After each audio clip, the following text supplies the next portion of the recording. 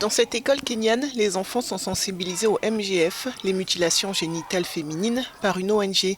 Car dans ce comté, plus de 80% des excisions, c'est-à-dire l'ablation totale ou partielle du clitoris, sont réalisées dans des hôpitaux ou par des personnels de santé. Les filles sont excisées quand elles sont très jeunes. Elles sont excisées par du personnel médical dans des circonstances diverses, peut-être par des charlatans. Les MGF sont pratiqués dans les hôpitaux, mais ce personnel médical se rend aussi à domicile et les pratique sur de très jeunes filles. Ils estiment qu'ainsi ces très jeunes filles vont guérir rapidement et qu'elles pourront continuer à aller à l'école.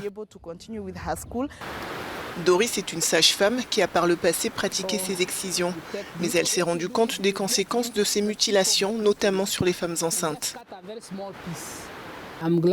Je suis heureuse que le gouvernement ait interdit les MGF, parce que dans certaines communautés, elles étaient si extrêmes qu'elles affectaient les femmes pendant l'accouchement. Et en tant que sage-femme, j'ai rencontré certaines de ces femmes. Le Kenya a interdit les MGF en 2011, mais la pratique subsiste.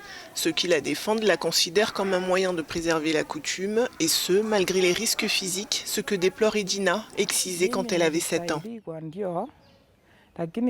J'ai été excisée et je ne voudrais pas que mes enfants subissent la même chose. Lors d'un séminaire auquel j'ai assisté, on nous a parlé des complications dont souffrent les femmes qui ont été excisées lorsqu'elles accouchent. Et j'ai vécu la même chose en me rendant à l'hôpital pour accoucher. J'ai fini par accoucher sur le chemin de l'hôpital et je ne veux pas que mes enfants connaissent les mêmes difficultés.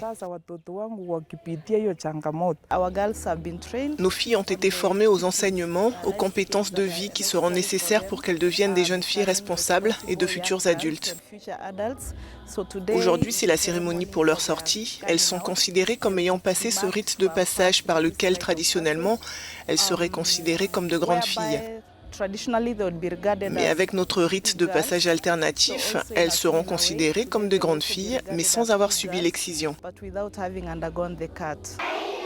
En dehors du Kenya, les MGF médicalisés se développent en Égypte, au Soudan et en Guinée, selon un rapport de l'UNICEF datant de 2021.